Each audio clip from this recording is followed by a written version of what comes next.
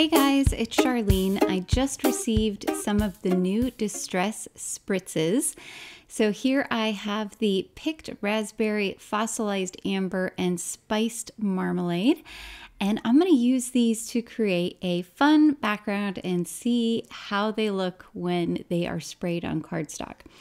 So I'm going to start at the top here with the picked raspberry and I'm going to work my way down. You do want to make sure to shake these up really well before you use them.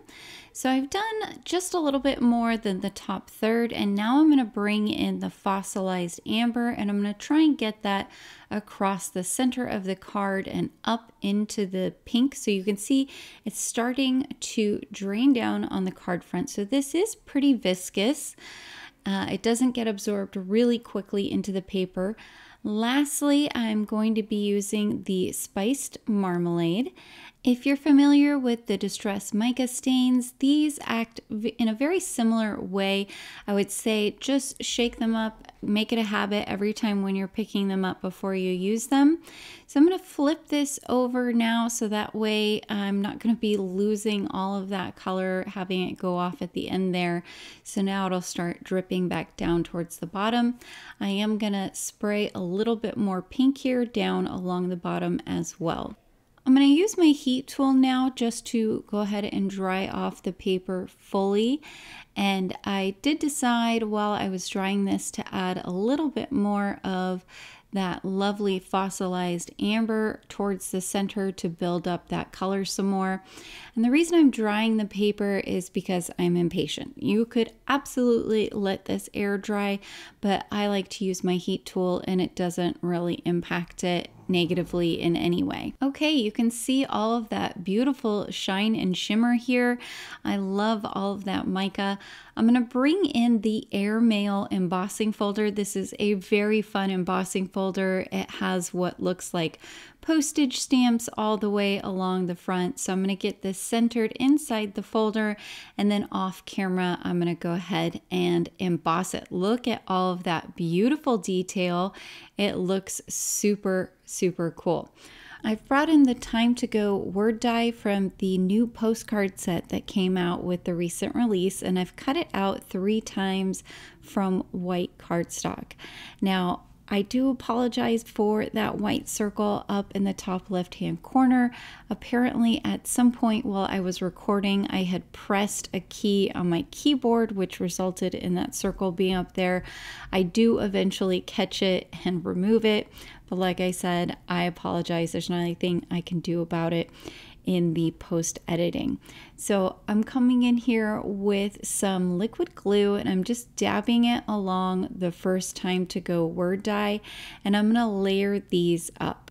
I've finished adding the glue here, and so I can just take my next word die and I'm going to go ahead and line it up right over the first word die, remove my reverse tweezers, and now I can go around the entire thing, gently pitching the sides in order to get everything to line up really well. I'm adding glue here now on top of that second layer that I already added, and then I'm going to bring in the third layer and just repeat that whole process.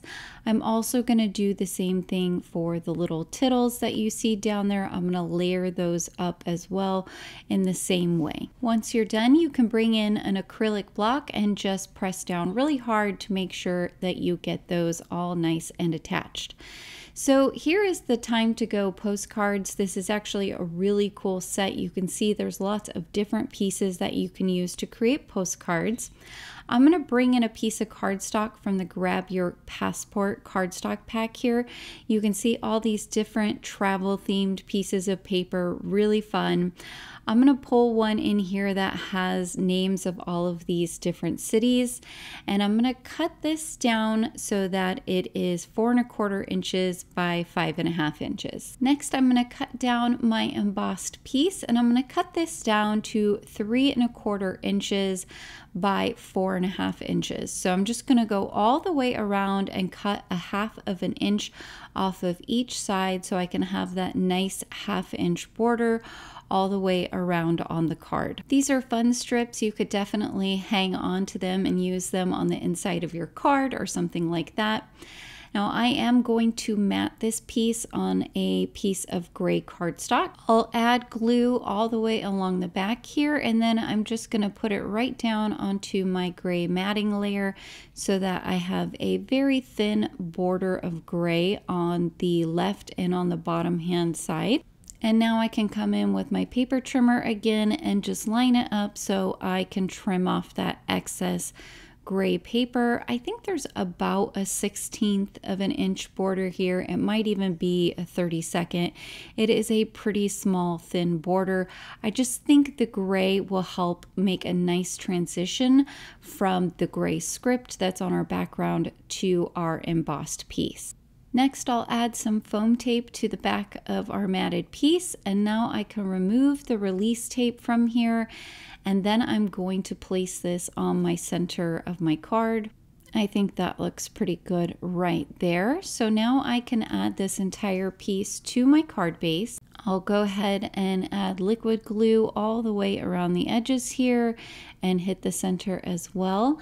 And then I will add it to my card base, and I just do this by kind of holding my hand all the way around the card and just making sure that all of the edges meet with the card base. Okay, I've dotted some glue all the way along the back of our layered up word die cut here, and I'm going to put this right on the center of the card. So this is going to be a fairly simple card, but I feel like the mica really steps it up, really adds some drama to the card.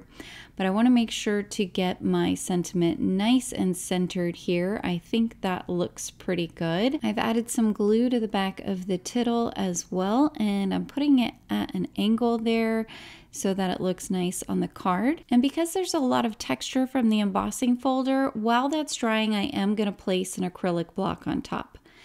Next, I'm going to go ahead and stamp a sentiment here. This is from the Plain Awesome stamp set. It says, "Life was meant for good friends and great adventures." Very nice sentiment. So I'll center this here in the center of the card. I'm stamping this in some intense black ink. I'm not going to push very hard because I don't want to lose my line work. So I will stamp this more than one time to ensure that I get a nice solid black line on the stamp. All right, guys, that finishes off this quick and simple card. Look at all of that beautiful shine and shimmer. I hope you enjoyed seeing the new Distress Spritzes in action. Please be sure to like and subscribe, as well as hit that notification bell so that I can continue to bring you more crafty content in the future. Until next time, happy crafting.